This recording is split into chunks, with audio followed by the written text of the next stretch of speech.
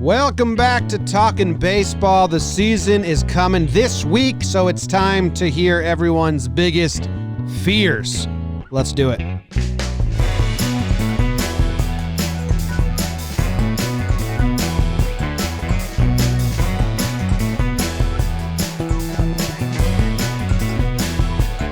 What's going on, everybody? We hope you had a fantastic weekend. Welcome to Talkin' Baseball. My name's Jimmy. Sitting right next to me in his fantastic floral shirt is Jake. And we got Trev coming to you from California wearing a Jake Sucks hat. We're ready to talk some baseball. We're ready to hear from you guys about what you're scared about. Jake, what are your biggest fears? Yeah, I was going to say, good morning. And if there's a specialty episode of mine, it's fears. Every day, just looking at them. No, it's just death for me because I think it all ends. But outside of that, I'm pretty good. Had a nice weekend. Trevor, how are you? I'm doing excellent. I got up early this morning, got myself a cup of coffee, put my Jake Sucks hat on, and I'm ready for the day.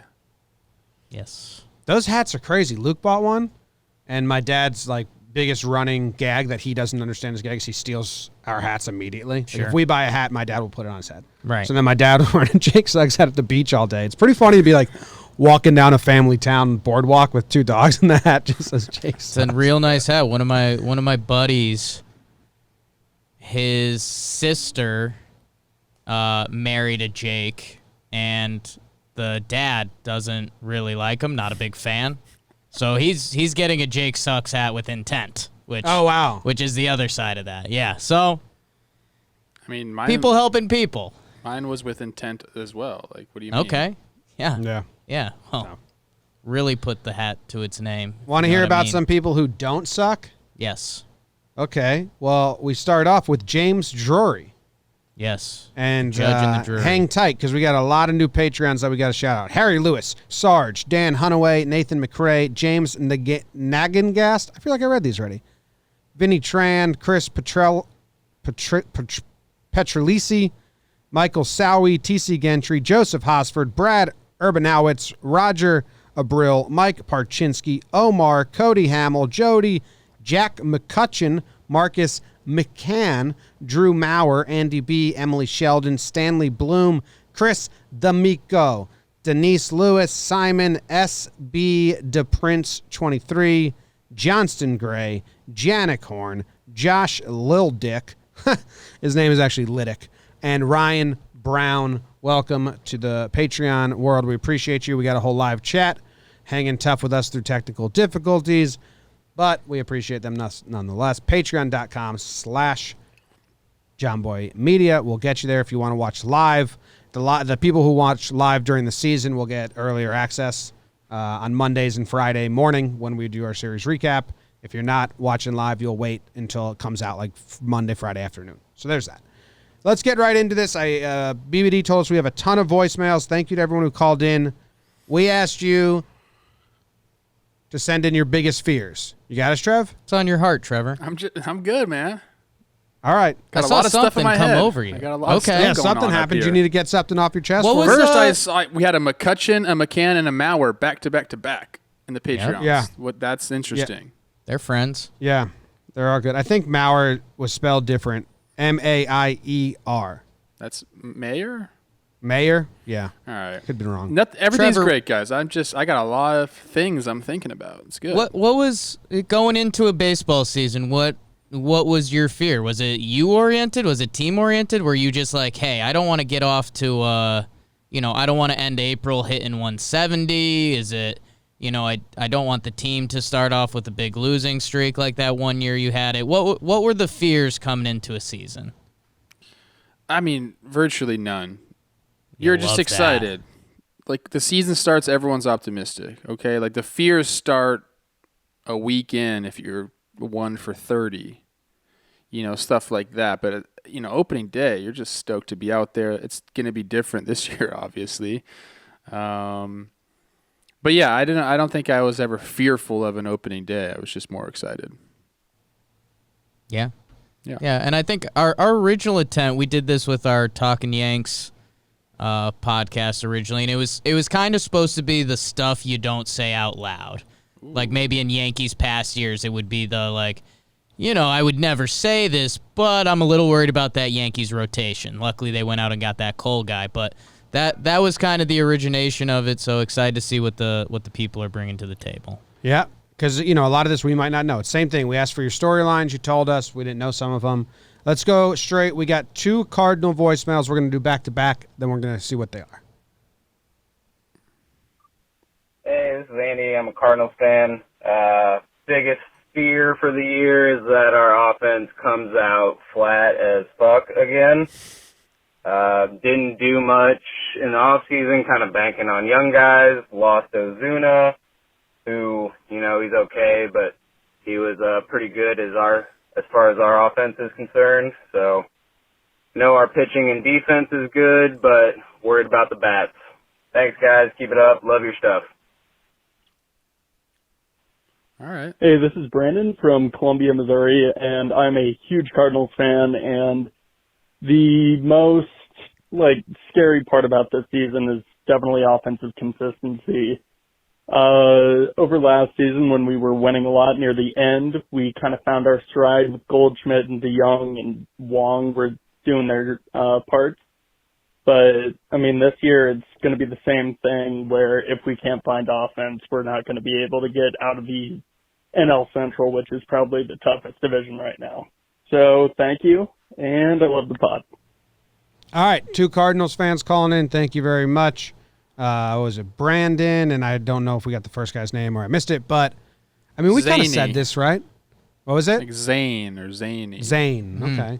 This is what we kind of said. They don't have, their top heavy. They have a lot of role players on paper, it seems at least, so. I think it's a fair thing. Their hitting they were 23rd in batting average last year. They were 24th in home runs last year, which, again, you're starting to get into some bottom-tier teams offensively. And when we talked about the Cardinals, we said what a good, well-run organization they are. I think Goldschmidt, I gave you my lock that his batting average will be over 265 or whatever it was, so you don't have to worry about that. Don't even worry. Carpenter's a big question mark. He's 34 now. Does he bounce back? And is he Matt Carpenter, the guy that entered MVP races, or is he an older Matt Carpenter? And that's what it is. Hopefully he can stay a little healthier, DHing. They need a young guy to step up. I know, Trev, you've mentioned Tyler O'Neill a couple times. He's a decent prospect. Tommy Edman, can he repeat some of the stuff he started doing last year? But they also need those guys to step up defensively. So a guy like Harrison Bader, who can be a special game changer defensive player, you're not looking at him at the bottom of your lineup saying we need more offense. Now you're starting to hack into your defense to give your team more offense, and that's not what you want. I think as an organization, you kind of have to pick what kind of team you're going to be. There's very few teams that can go out there and run all 3, offense, defense, and pitching out there. So clearly this is a team that's focused on pitching. And then the other 2 get a little wishy-washy. Defensively, they're pretty good, I would say. I don't know if they're elite defensively. They're pretty good. And as I'm looking at the offensive side, it's an interesting mix of some very old guys and some very young guys. So, I agree with you, Jake. They're going to have some of the young guys step up. I think Goldschmidt will be a force in the middle of the lineup. I think the one guy that kind of stands out to me, if this guy has a good year, they could really go, offensively, is our boy Dex. Get him going a little bit. Maybe he relishes this 60-game season, gets a little spark going, and then you kind of just rely on that pitching staff to take you. Focus on scoring early. That'll be big for this team. Get out to a lead and let your pitchers do the thing. I think if they're playing catch up all the time, it's gonna be a tough year. I like their squad for a playoff series, but not a full season. Because if they have everyone, they have the speed and the role players and playing small ball. I think it works. There's no DH anymore. So the style of play in the regular season is just going to be hit. But again, we don't know what's going to win this season, pitching or hitting. Everyone thinks pitching. I think pitching, but we'll see. But I think it's a pretty broad fear too, just our offense. It's a big one. That's a big one. Yeah. Yeah. All right. Let's go to the next one. Jomboy, Jake, Trev. This is Waylon calling from Nashville, Tennessee. My biggest concern is about my Chicago Cubs, and it is that our pitching is going to collapse. Hopefully Yu Darvish can be like second half Yu Darvish, and Hendricks can, keep that ERA low and be decent like he has been. But the other three, Lester, Quintana, Chatwood, I'm not sure about them. And our bullpen's not great either. So give me your thoughts. Thanks. All right. Thank you for calling in. Cubs pitching. Young blood calling in. Love it. Harsh. Cubs. It's harsh. Love that. Harsh. Jeez. I don't know. What do you think? I'm not as down on their pitching as everyone else is. I don't know why. I like Hendricks. He didn't even name Hendricks. We like Hendricks. He's their opening day. He's getting the pill. Good for him. There was a nice graphic going around the other day that was first-time opening day starters. I think he was one of them. Hendricks is good. Why isn't you getting the opening day start? I don't know, man. Like, the Yu Darvish thing in Chicago has been kind of weird. Like, there was a period there where he was bad, and then he turned it on. So, like I've said, I love you when he's right. I love all you when you're right. But Darvish can be nasty. You kind of got to see what you're going to get this year. Hopefully for them, it's the good one. And, yeah, it's just what's old man Lester going to get you. And then after that, man, I think Quintana hurt his thumb doing dishes, so that's tough. Because he's normally as stable as they come. Yeah, he got a laceration on his left thumb doing dishes at his home in Miami. So it'll be cool when the real story comes out. Just a bucket full of water in the sink. He reached in and got attacked by knives. And Maybe then he dropped a ring in the disposal or whatever. Okay. And then reached in to get it, and his wife turned it on. The garbage disposal? We got theories. I'm going to guess Could it was be an it. avocado because that's the number one hand injury during cooking is cutting But that's not avocados. dishes. That would make more sense than dishes. Hmm. Anyway, our caller mentioned that you ended the year good last year. He did. In his last 13 games, he had a 2-something ERA. Yeah, he found it. With a 6.12 OPS against. So, I mean, hey, he's only going to get 12 starts. So just have another stretch like that. But this is the thing, though. It's like not every team is just going to be full up with 5 horses. Like nobody is. So, like, if you're looking at your team's rotation and you got a Hendricks on top and you got a Yu and you got a Quintana backing him up and then you have John Lester in like the 4 spot, that's not a bad rotation. Like, that's okay. Like, that's not something that you're like, shit, like we're going to lose because our rotation is bad. It's like that's what most teams are going to have, stuff like that. You're not going to have just 5 absolute aces. You're not going to have 3 absolute aces. Very few teams have that. And if they do, then you're a World Series contender right off the bat. So I'd pump the brakes. Our young stud out there. Is he from Chicago? No, Nashville. He's Nashville. He had that country tang going. Waylon? I like your enthusiasm, but just know, like, your team's set up. Your team's set up pretty decently. I know we all want that, like, just horse. It's just not feasible. So The bullpen freaks me out more than the starters. I would say that too. Yeah. Lester did have a bad year last year. Like, he had a 10 games where it was like, well. Yeah, but he's got a Lester blew it. super sick boat, though, so Okay. So- that makes up for a lot. Lester boat. Okay. It's called the left-hander. It's pretty legit. Takes it on the Chicago River. Yeah. They dye that green during St. Patrick's Day. Yeah. I had my first ever kiss on the Chicago River. Mm. Wow, that's like super romantic. Well, we were in 5th grade and we pecked on the lips. Mm. That's early. Oh, yeah. Fucking young Zac Efron over there. Yeah. We were kissing. Yeah. Yeah. It was pretty good. I have a first kiss story, but it's not for, Not for now? for now. It is Fear's episode if you want to share your first kiss, Yeah. Jake. 6th grade. Nice. 6th grade. You Or guys Riley. are early. It's just a peck, bro. You just Yeah. got to get it out of the way. All right. Yeah. All right. All right. Second kiss was, well, next. Cost you a lot of money, that second kiss. Hey, what's up, guys? My biggest fear as a Giants fan is that by the end of the season, Joey Bart hasn't caught one inning. I think it's important for us to play our young guys because we have a bunch of old guys on our team. So, yeah. Bye. It started off when he said Giants and fears, and I was all. like, oh no. And then it's a great point. And we've talked about this because, it seems like the perfect season to call up young guys and let them figure things out. But from the back end, the GM side of baseball, it's actually you don't want to lose service time for a 60-game set.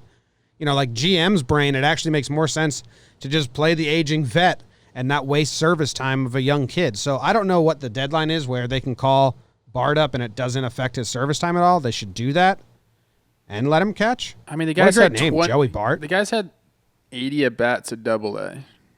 Oh, never mind then. So, look, you want to see these guys, especially when your team is projected to finish in the cellar.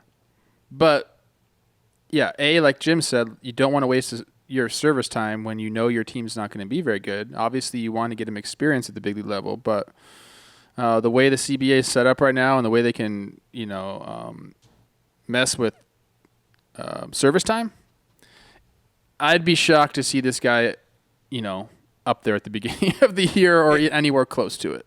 Is he on the 40-man roster? He's on the 60. He's on the 60-man. And kid's a huge prospect. He's a top 10 prospect in baseball right now. Yeah, you don't want to see him this year. I didn't know he didn't even have a full season. The at only AA. thing is he's 23 years old. Like, he's a college kid. It's time to go. So, as a player, I'm like, fuck yeah, get this guy up there because I don't know if he's earned it yet per se. Well, all the reports from let's camp see. have been glowing. From Kapler, from everyone, saying he's been awesome. So I don't know. I mean, Posey's out, but you don't want to mess with service time, and you don't want to mess with him as a player. Hadn't even had a full season at AA.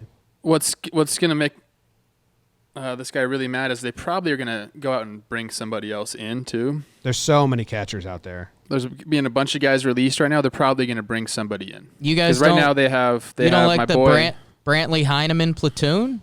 I love Heineman. That's my boy. I know. I also love Brantley. He's my boy. So it's tough for me to say that, but I feel like they're going to bring somebody in. I mean, shoot, maybe they're looking at it like this. He's 23. Get him up there. Yeah. We want him ready when we're ready to compete, which is I don't know when. Longoria gave him a lot of praise. Longoria said, Joey Bart, I think, is the closest that we have in terms of breaking through at the big league level and being an impact player out of the chute. So Longo's on his side. Then I'm all in because Longo's the best. So if Longo says you're good, he rarely says that about anybody. Trust me. I'm serious. He's not at one to just give out compliments, just whatever. If he says it, he means it. So good for that. Good for Bart. All right. So pay attention to Joey Bart. I like that. Didn't even know that storyline at all. Next. Pennsylvania. Hey, this is Anthony from Pennsylvania. I don't know if that buzzer not worked. My biggest fear for the Philadelphia Phillies is the bullpen. We lost Sir Anthony Dominguez for the year. David Robertson looks to not be returning. So our only good bullpen arm is Hector Neris. And I don't know how good that is. I know Joe Girardi's good with the bullpen, but that's a fear. I would say the rotation, but at least we got Noah and Zach Wheeler. Hopefully Spencer Howard's legit, but yeah, it's the bullpen. Thank you. I know I've done a lot of talking about how Joe Girardi's good with the bullpen and stuff. I need to come down from it a little bit because Joe Girardi always had Mariano, Soriano, David Robertson, Betances. Some good guys. Really, really good arms, but he was good at scheduling rest and keeping them healthy and fresh for the postseason. They don't have any good guys. For Trev, these are you Phillies. I'll give you the honor. I mean, I don't want to sit here and just kind of talk crap. It's very hard for me to do that. I do agree that the bullpen is not a strong point on this team. Especially with Sir Anthony out. The guy's nasty, and they needed him. And he's out. So, yeah, we have Hector, and he's kind of along those lines. When I would talk about a Colomé, a guy that he could be really nasty, but he also kind of isn't that, clean inning type guy. So he can do it. He could be a force out there. He's got a disgusting splitter, but I don't know if I'd want him being my guy. So you have to rely on somebody else stepping up. We talked about Nick Pivetta before coming out of the rotation. He's a big, tall dude that could probably add 2 or 3 miles an hour when he's in the bullpen. He'd have to make a leap forward. Tommy Hunter's just got back. I saw he pitched in one of the inter-squad games. He's a guy that could do it. He's had success in the back end of a bullpen before. Another guy that I'm kind of like, this is a great storyline. I'm not going to say he's going to be an impact arm for them, is Robert Stock. I don't know if you guys know his story. He was a catcher. Then he got released, and then he was just like throwing bullpens in a park and would put them on Twitter, and he was throwing like 100 miles an hour, and team signed him.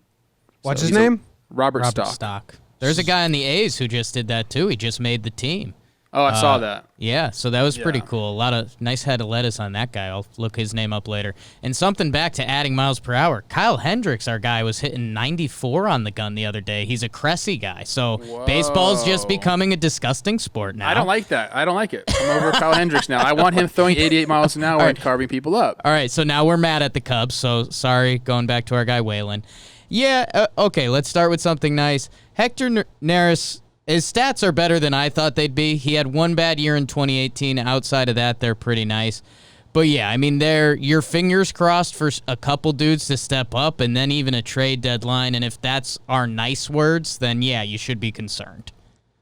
Has this dude Stock? I'm not going to be able to get. I love these stories. Has he pitched in the minors last year, Trevor? Is he going? No, he's been in the big leagues. He's been in the big leagues. I think he was with the Padres last year. Yes. Oh, okay. All right. I want to say he's with the Padres last year. Yeah. Okay. So it's that's an interesting story, but yeah, I agree. Like, this bullpen is not a strong suit, and he was good in 2018. Oh, Stock, yeah. Want him to be the new Jansen, catcher to closer. Jordan Weems is the guy in the A's who did it. So if you're into that kind of thing, cool. All right. And another thing on the Phillies, and I've said this multiple times, they really don't have anybody coming up, like an arm coming up. So D-Rob, man, he's the big. They need him back. He's the call up. He's the trade. Just keep it alive until he comes back. Maybe the storyline here is with all these hitters and Alex Bohm on the way and guys like that. Bring in some pitching, Phils. Hey, can I get my Yankee hate out just real quick? Oh, sure. The next voicemail is about Yankees. So a segue, because you were talking about Girardi in the bullpen. Same thing with Joe Torre and being a great manager, blah, blah, blah. Look at the teams.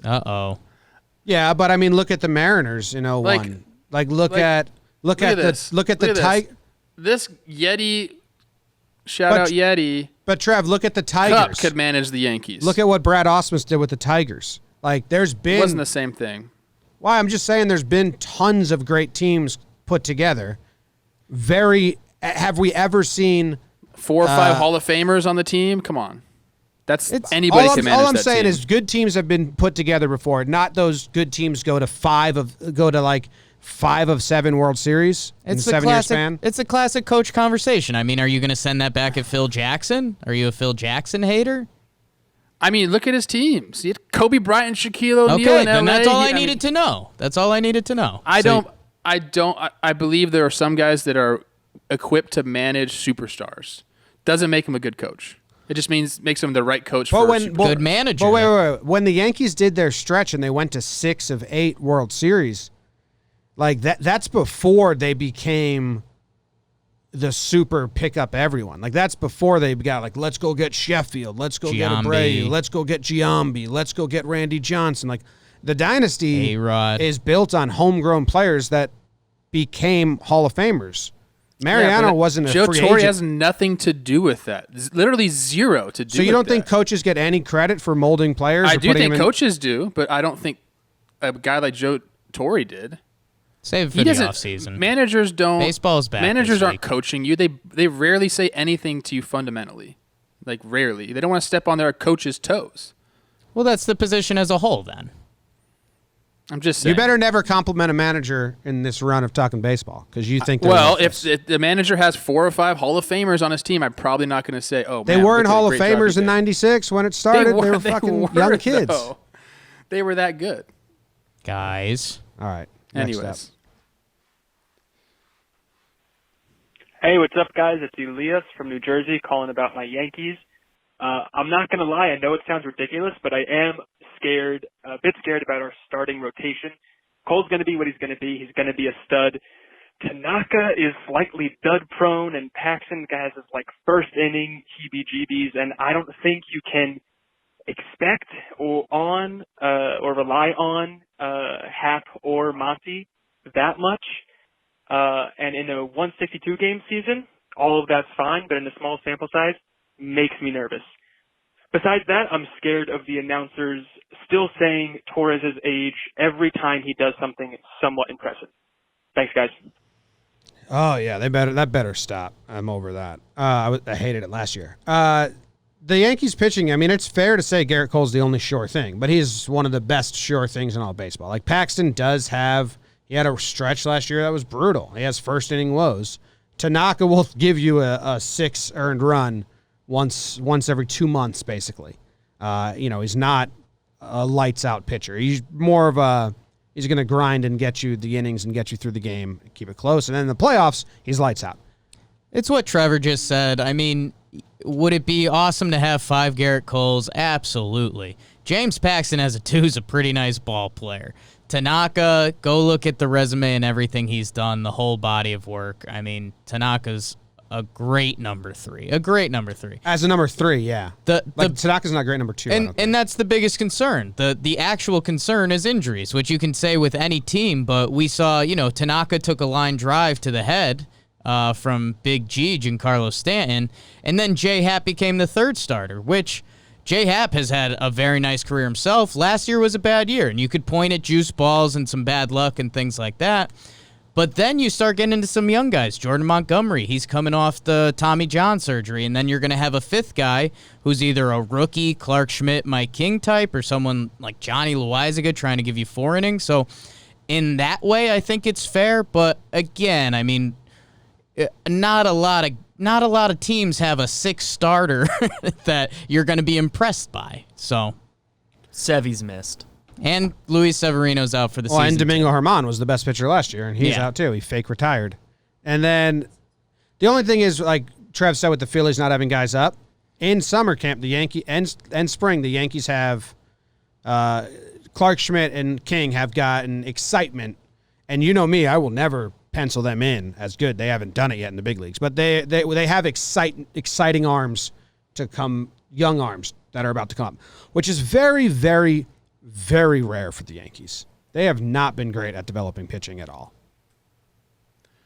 I didn't leave that voicemail. I promise you that was not me. I've voiced that concern to you guys, and you guys always just beat me down whenever I say anything bad about the Yankees. I mean, I don't think it's I think it's a genuine concern to have if you're a Yankees fan.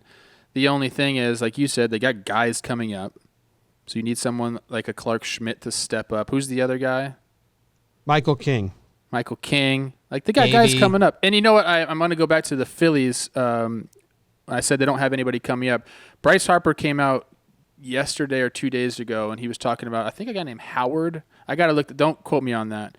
And he said he wants him to break camp with the team. Mm. So, a guy that I missed, but he's there. But the Yankees don't have that problem. What's that? It looks like his name is Spencer Howard. He was a non-roster invitee. Yeah, so Bryce has been, just complimenting him, all summer. What are they, video game buddies? And I think when me and Jim do dig our heels in, it's A, because the Yankees added Garrett Cole. And B, not only is that Garrett Cole, but the Yankees bullpen, which is special, and there's no arguing that. Yeah. The Yankees haven't had the guy to go out there and give him 8 innings the past couple years. So if Garrett Cole can reset that bullpen every 5 days or so, that's just going to make the pitching staff as a whole stronger. The Yankees' only weakness, if you want to call that, is like a defensive team. They're not a great defensive team, but like they're going to bang and they're going to pitch and they're going to have a bullpen. Yeah. Last year they were one of the best teams in the league. Last year they were top defensive infield with Gio at 3rd and DJ at short. They were like the worst in 2018. DJ at 2nd, but they bumped up last year. I forget. They've improved. They've improved. They went from bottom to best. But yeah, like Voigt's not a stud at first base. Glaber has issues at short, and it's not on skill; it's just on concentration, really. How does Hicksy grade out defensively with the advanced stats? I know, like personally, I think he's a great center fielder, but I think really well. Really well. I mean, he's long stride, strong arm. Some like guys really you just good look arm. at and you're like, that guy's a stud player. Then you look at their defensive metrics, you're like, oh wow, they're horrible. No, I believe that's why Hicks has good WAR all the time. Yeah. Brian Dozier won a Gold Glove and had like negative defensive WAR or something like that. So, whatever. Crazy.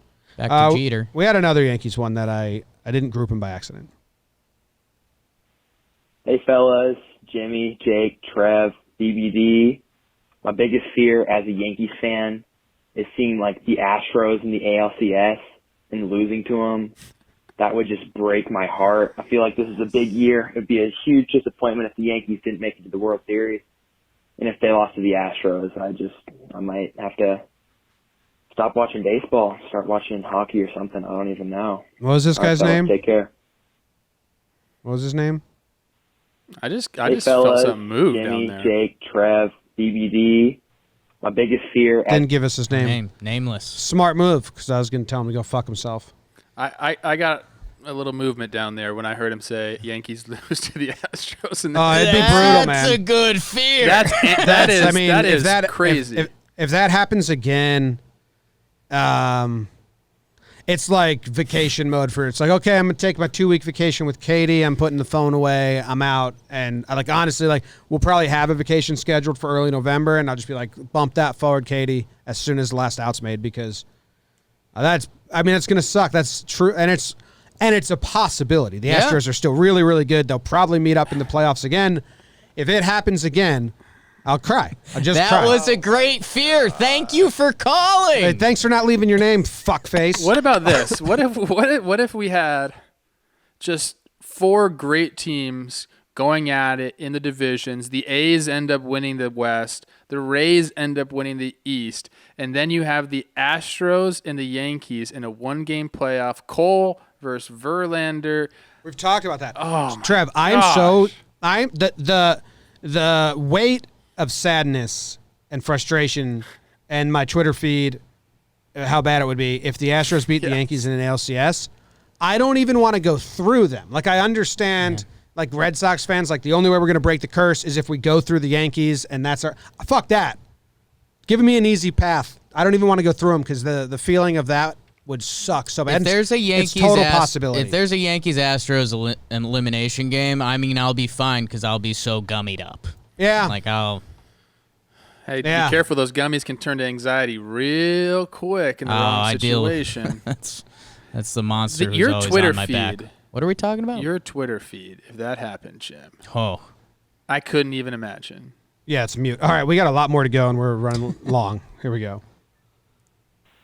Hey, guys. Big fan of the show. This is Eric Hildebrandt from Gilbert, Arizona. Thanks, Eric. I am a Diamondbacks fan, and I was just going to express how worried I am about the Diamondbacks' depth. Obviously, their pitching isn't where it should be to compete with the Dodgers. Their bullpen's not very good.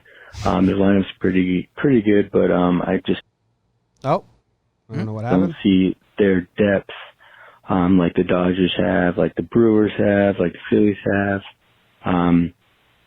So I don't think that they can compete in the NL West at all, even get a wild card. So I was just wondering what you guys think about how important depth is in the 60-game season. Thank you, guys. Have a great rest of your day. I like that question. We have another D-backs one. We'll answer both. But I like the depth. What's going on, guys? This is DJ from Madison, Wisconsin. I'm calling in to talk about my team. You guessed it, the Arizona Diamondbacks. Now, my biggest fear for them is the back end of the starting rotation not sustaining the success they had at the end of last season. I believe the top 3 of Mad Bum, Robbie Ray, and Zach, the Milkman Gallen, will deliver. But with Mike Leake opting out, there's a lot of unknowns between Luke Weaver coming off injury, Alex Young, and Merrill Kelly building on these rookie seasons. Team's got the pieces to make a run, but it's dependent on some young arms, and I'd love to hear what you guys think about it. Thanks. All right, so, I mean, the first one is just the second one, back end of rotation, Merrill Kelly, Luke Weaver. I really don't know about that. Every team has that Yeah, that's what I'm saying. Like every team has it. Even the Yankees with Happ and Gumby, it's like, sure thing. And the Diamondbacks, man, again, like this is almost a first world problem. I mean, some of the guys that were mentioned there, young Alex Young, my guy towards the end of last season, looked pretty good. I mean, Luke Weaver, Merrill Kelly, these are all dudes that you could kind of talk yourself into as your 4 before a season starts. So I wouldn't be so concerned about that. And up and down the pitching, I mean, even in their bullpen, Archie Bradley, Chafin, Rondon, Guerra, Ginkel, like, these are nice for the Diamondbacks. I think lineup depth, that we've looked at some teams' benches, like the Phillies, I think even like the Mets, a couple of these deep teams, obviously the Dodgers, and you look at the bench and you're like, okay, there's either a young guy or a couple veterans. I'm struggling to buy into the bench right now in Arizona. I agree. I mean, look, any team is going to have these problems. Like the depth is in the starting pitching depth. Only a few teams are going to have those problems solved. That's just how it is. And then maybe their depth will turn into a strength if you let some of the guys have a season. A couple of young guys come up and become good players, then all of a sudden your depth problems are solved. But yeah, as we're sitting here before the season, we don't know how it's going to play out. Like you can point to 28 teams and they'd all have the same question about them. Like, how's the back end of my rotation going to hold up? How is my bench going to hold up in a 60-game season? Nobody knows. I think I'm so torn on the depth thing because at the start with expanded rosters, everyone was saying like depth's going to be super important. Which it always is. It always is, but finds a way. But after finding out that after 2 weeks you're just 26-man and 40-man and it's completely normal, I don't know how much depth really matters because you don't have time to rest guys and lean on other guys. Like it's more health, staying healthy matters more than because like last year the Yankees didn't stay healthy at all, but they had incredible depth to get them through the 162 and they won 103 games. But this year, it's more like whoever stays healthy has a better shot. Don't like get the Rona. That's going to be one of the biggest storylines of the year. Who's going to get the coronavirus in a bad time? Yeah. And then your depth comes into play. Mm-hmm. It's again, it's just one of these weird things. Look at the players they lost. Like there's some guys it's Gerard Dyson, Wilmer Flores, who's actually good. Taijuan Walker, Hirano, Alex Avila, they're all, Steven Souza Jr. Go check out Sequence with Trevor Plouffe. Sousbot. Love Sousbot. But again, these guys brought in Marte and Mad Bum. Like the D-backs should be better. Yeah. I also don't think we gave Robbie Ray, like we talked about, we were profiling the West Division or West Region, whatever. I don't think we gave Robbie Ray like enough credit for like what he did last year. Like he was like legit. I don't even think we mentioned his name. Always on the trade deadline list, too. Like, he's got to get sick of that. Every year, it's like, they might get trade Robbie Ray. Fangraphs has him. He's 28.8 years old, and they're giving him on Fangraphs 14 years of service time. So, congratulations on making the big leagues at 14 years old, Robbie. That's quite the feat. So, congrats. That is huge. That is huge. All right, next up. My name is Isaac from Kansas City. I'm a diehard Royals fan. My biggest fear from my top-tier Kansas City Royals, first-place Royals, is that once Jorge Soler and Whit Merrifield reach their top peak 320 average, and Whit Merrifield is, oh gosh. Well, my biggest fear, I don't even want to talk about that, is them getting traded. Because that's what the Royals do best, is trading their top guys right before, we get good. So that's my fear is they're going to trade away Soler and Whit Merrifield. It's a sad time in Kansas City. I'm just sad. That's all. Thank you. Okay. Well, thank you, Isaac. I think it's fair. I think you'd be ecstatic if that happens. You should be ecstatic if they trade those guys away and they get some people, because what are they going to do for you now? Those two guys aren't going to win you any games. Go get some value for them, build your shit back up, and then be happy in like 4 to 5 years. I don't think we're going to see many trade like Whit Merrifield and Soler. They got a year left on their deal. They're not free agents at the end of the season. I don't think we're going to see many trades that aren't rentals this year. It just seems messed up to move everyone in the middle of this nonsense at the deadline. I don't know. You may see it. People may be paying a premium because they want to win so bad this year and they're up. But, they have some rentals they can trade. Like if Kennedy's good out of the bullpen, someone might be looking for him to put in their bullpen. Maybe the Phillies go pick him up. Him and Girardi can hang out again. You got Alex Gordon, who's a free agent, but he's kind of like going to be there till he retires, it feels like. I don't think you have to worry about trades as a Royals fan in this 60-game season. Maybe next offseason start worrying again. I love the call.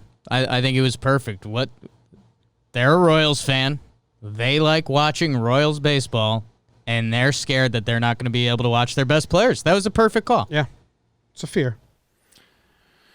I don't know. Yeah, it's kind of a short-sighted fear, in my opinion. It's fair. A lot of mine are.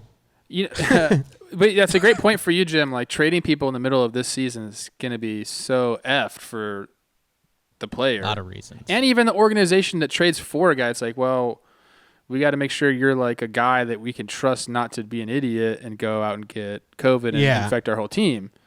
Yeah. So we're like a month away from the deadline, right? Yeah. Something like that, yeah.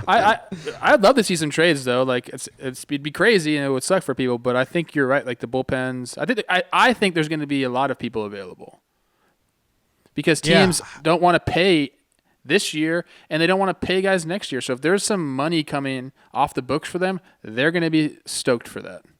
Yeah, I'm so interested to see how it plays out. It can go so many different ways. But all right, we got 2 Astros questions.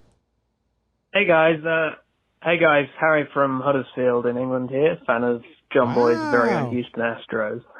My biggest worry this year is actually the rotation, which is headed by 2 37-year-olds, a guy who hasn't pitched in a year and a half in Lance McCullers, and like 2 others. The 4th and 5th spots aren't looking great. So for example, Forrest Whitley, top prospect, had an ERA over 7 in AA last year. I'm not saying I'm not confident in the pitching staff, but if anyone in that top 3 falters or gets injured or gets COVID, things could go wrong quite quickly, I think. So it makes me a bit touchy. I'll stop there. Cheers, guys. All right, Astros pitching, and we have another Astros call from Quentin. Hey, guys. Quentin from Houston here, big-time Astros fan. And my biggest worry going in is our pitching as a whole. I think that we are going to be relying a ton on Verlander and Grinky. And those are 2 old arms. And then after those 2, you have Lance McCullers Jr., who is coming off of Tommy John. And then after that, it's a lot of the unknown. So I just worry what happens if the front 2 aren't on for the entire year, especially going up against a tough rest of the BL League. So yeah, that's my biggest worry, except for the fact that, what happens if we can't hit without knowing what pitch is coming. Thanks, guys. Bye. Astros. Thank you for calling in from London, and Quentin's a Patreon member, always in the chat. All you, Jim. All you. The Verlander and Granky thing, I think they're 37. I'm not going to write Verlander off until we have to write him off. Dude's been defined time so far pretty well, and Granky's his own cat. But I think only having to make 10 starts actually plays better for the age card. Like, go light. I will say, though, the back end of the rotation is a huge question mark. Even McCullers, in my mind, is a question mark. So if you start losing Verlander and Granky starts, it can start getting a little worrisome in Astros land. Yeah, exactly what you said. You can spin this either way. If you want to go with the old birds at the top and McCullers is bouncing back off Tommy John, blah, blah, blah. Or you could say that works perfectly because they are old. They only have to do it for a third of a season, if that. McCullers doesn't have to worry about putting big miles up on his Tommy John arm. But yeah, and I think, Trev, we touched upon this a little bit last time, but they also lost a couple bodies out of the bullpen too. There are questions. Absolutely. I wrote Justin Verlander off in like 2014 or 15. How'd that work out for you? He's just gone on to just be dominant for the next 5 years. So you can't write those guys off, like Jim said, until they're gone. Mm-hmm. Like a guy like that, he's just figured something out. He just has the arm. Him and Grinky are the same way. So those 2 at the top of your rotation, I'd feel pretty good about. McCullers is an interesting case for me because he does have the stuff. But TJ is tough to come back from. Some guys can do it really well. But McCullers like calling card. I mean, I think in the playoffs he threw like 20 curveballs in a row or something like that. I don't know if you could do that on a fresh, new, what is that called? A tendon in your elbow. So it's going to be interesting to see. I agree. The starters, like they're the same. It's the same as everything we talked about. Like your 3, 4, 5, you're going to have to just figure it out. Okay, most teams. So yeah, it's a question mark, but I'd be okay with their staff. Yeah, we're running into a lot of the same thing where teams that are contending aren't confident in their 4 or 5. I know. I think the biggest thing we're telling people here is like just relax. Like no team has that down. If you could have 5 legit starters, you'd be in the World Series every single year. Yeah. All right, next. Dodgers. Going to your Rocks, Jake. What's up, guys? Big Rockies fan out here in Denver. And my biggest fear with this 60-game season is that it might be Nolan Arenado's last, unfortunately, considering that I and many other people around Denver think he's maybe the best third baseman of all time. So do you guys think this might be his last year, considering Jeff Bridich added a 3-year opt-out into his contract? I really hope he doesn't, but want to hear what you guys think. Thanks. So wait, who's got the opt-out? Nolan's big extension. He's got an opt-out. I think it's 2021. Let me tell you, he ain't opting out, buddy, because where's he going to go in this free agent climate? Yeah, I think no, but they're worried he's going to opt out in 3 years. I think the bigger thing would be him demanding the trade, which we heard rumors about this offseason. And, we talked about Rockies ownership briefly last episode, and they seem, if you want to look into that, go look into that. Man, this is kind of my Rockies thing that, I get some giggles out of you guys, but this is supposed to be the Rockies, go time. This is supposed to be Trevor Story, Arenado, Blackman's winding down a little bit, Dahl, the young arms, Marquez, Gray, Freeland, this is the Rockies kind of rebuilt for this to be their time, and they had a couple wild card games there, and last year they kind of shit the bed, and it's a Rocky fear that if they go into another rebuild, guess what? The stadium is real nice, and people go to the game because it's kind of in a nice area. If you're a Rockies baseball fan, you want the good product, and we are at a tipping point to have that sitting in 60 games is scary. What I don't get here is the opt-out thought process, because the Rockies management, he's going to opt out after the 2021 season, so not after this season. So if the Rockies management's like, Nolan's not opting, he's not staying, he wants to leave Colorado, he hates us, this is a bad relationship, let's trade him before he opts out. Well, he has a full no-trade clause. But maybe to go. But what team would bring him on knowing he can opt in, and then you're on the line for all that money? It doesn't. It seems like you'd have to find a really. It would be like the Stanton trade, where there was only one team that Stanton was going to okay a trade to that was also going to take on that money. So it happened, sure, but the odds and chances of it actually happening were pretty slim. It was like a crazy funnel that weeded out so many teams, and it was like the Yankees. So if Arenado gets traded because they're scared he's going to opt out, it's going to have to be to a team that's not scared he'll opt in.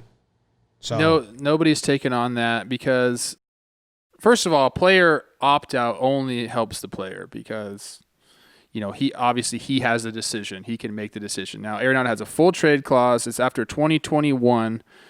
And then you're looking at 5 more years at 32.5 a year. And now you're getting up there in age. Defensive metrics are probably going to go down on him as he gets older. He's going to be with the Rockies. Even if he went and played balls out this year and the following year, it'd be really tough for him to secure more money than that. Just from me thinking about how free agency is going to go, we know this offseason is going to be horrible. After 2021, we have the CBA coming up. We'll see how that goes. But I'm going to say Arenado is going to be a Rocky until he's done. I would agree. El Toro High School, baby. Yeah. Nice. All right, we got a couple left. Let's breeze through these. We got 3 more. We'll see if we can get them all in. Hey guys, my name is Sam Fletcher. I'm from Seattle, Washington, big Mariners fan. My biggest fear for the upcoming season is that our prospects will not get enough playing time with minor leagues not happening. I want to see Julio Rodriguez getting some at-bats. I want to see Kelenic getting at-bats. I want to see Logan Gilbert throwing some baseballs, and same with George Kirby to some major leaguers. If I don't see that, then I'm worried they're all going to slow their momentum they had in their great minor league season last year. Thank you, y'all. Success.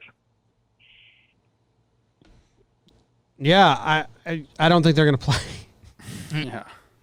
Again, it's service time manipulation. Why would you have them play in a year that you're not trying to win? It's only 60 games, and it would eat up a year of their service time. If you wait it out, then you get another year where you're hopefully trying to win. Say this rebuild takes 3 more years.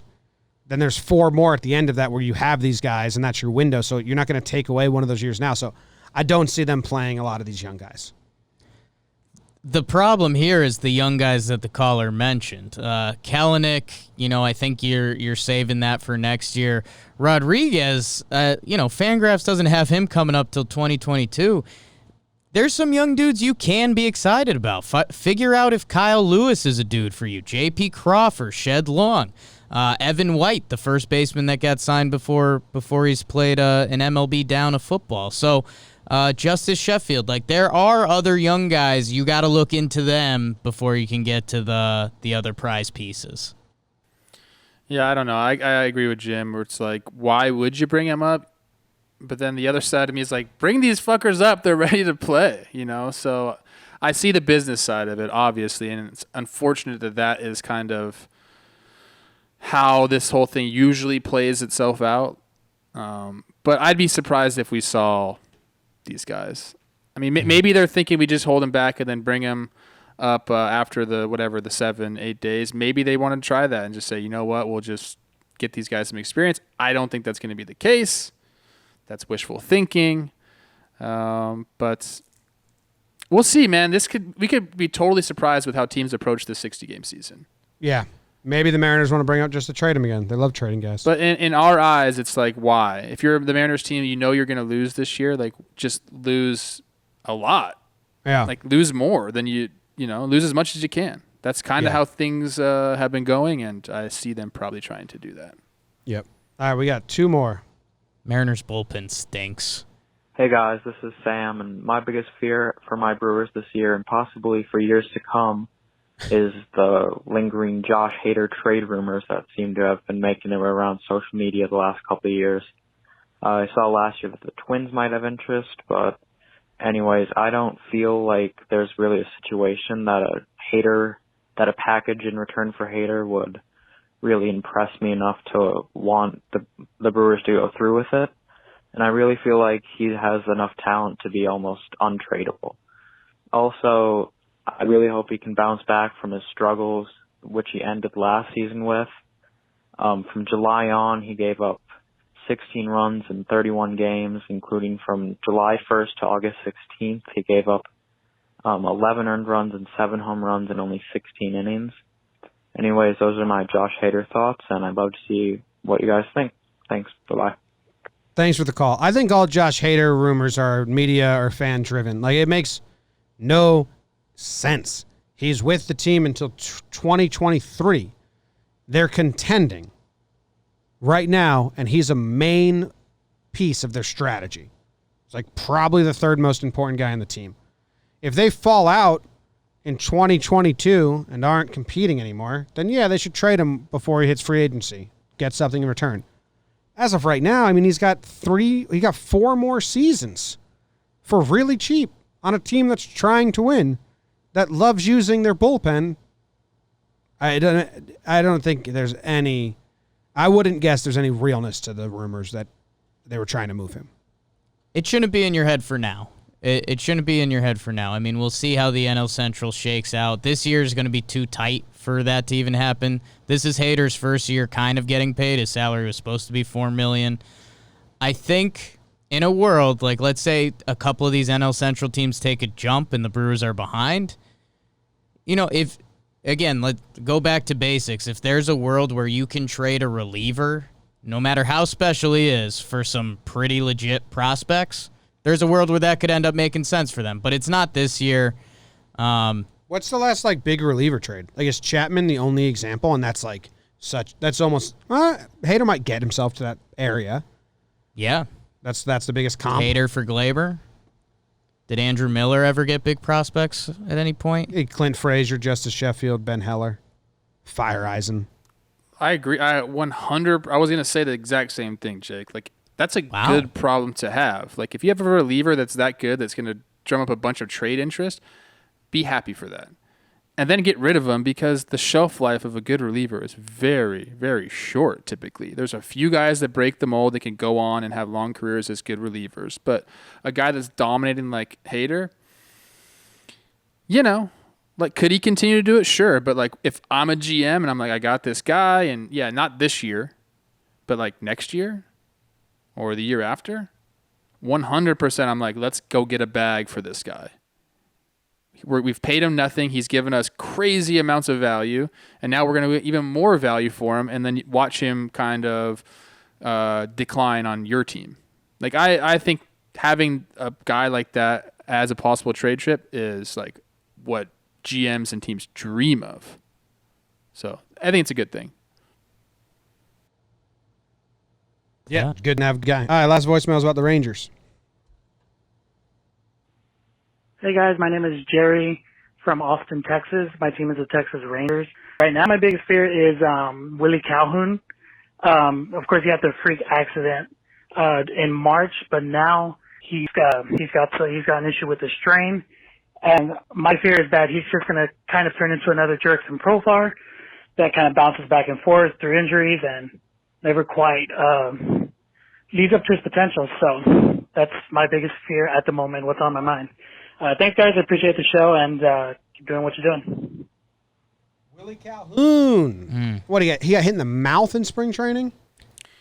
Yeah, what was his fear is that he's going to turn into a Profar? Yeah. Yeah, so he's got little prospects remorse from Profar being the number one guy, and it never really came together. And now Calhoun's kind of supposed to be the next in-line hitter for them, and some early injuries. So I get the fear, but I don't know. I played with both those guys. Willie's attitude is different. Profar kind of always felt to me like he wasn't as confident as he needed to be. Interesting. Willie, on the other hand, is very confident, almost to a fault. When I played with him in AAA with the Rangers, he needed to be humbled and get to work. And from all reports and everyone I've talked to, that's kind of what happened. He got humbled. He's got to work. He's still very confident, and he can hit. The guy's just a hitter.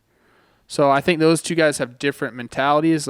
Not to say that it's going to play out differently just because of that. Obviously, Willie has to go put the numbers up. But I'd bet that Willie's going to be an above-average hitter in the big leagues for a while. He can do it, and he has that it factor, that confidence. Yeah, and Willie Calhoun has already put up a season better than any season Profar's had. So he's already beat him. You can't hold a guy. You can't change your mind on a guy because he got hit in the mouth with a pitch.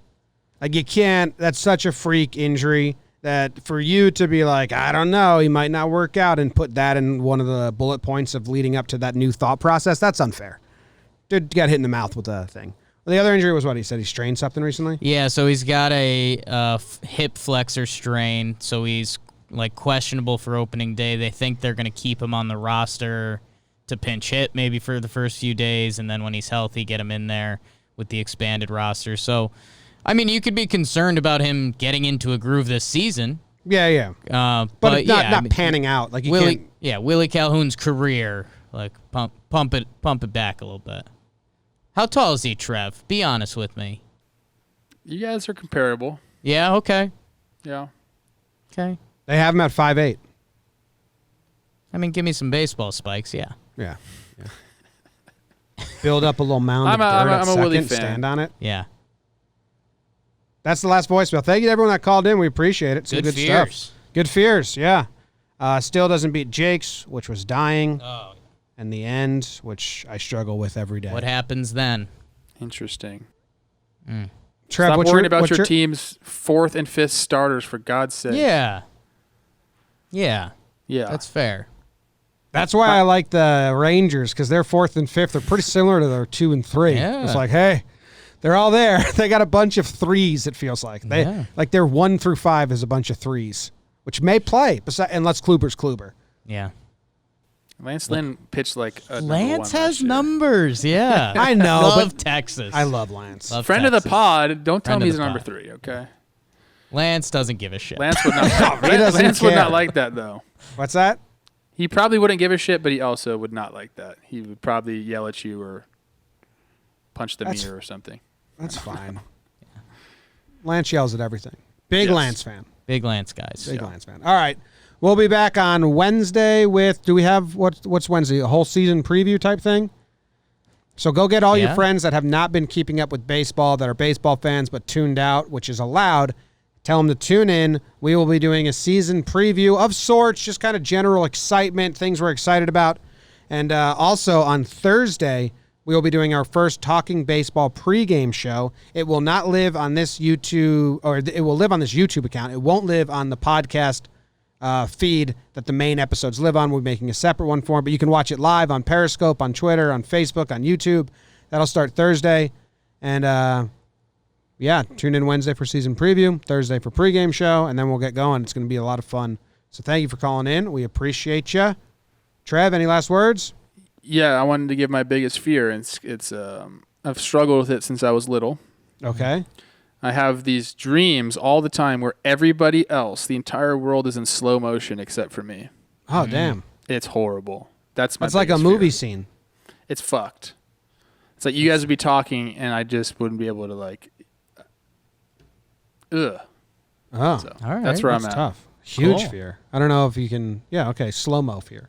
Slow motion fear. Damn. Huge. All right. See you guys later.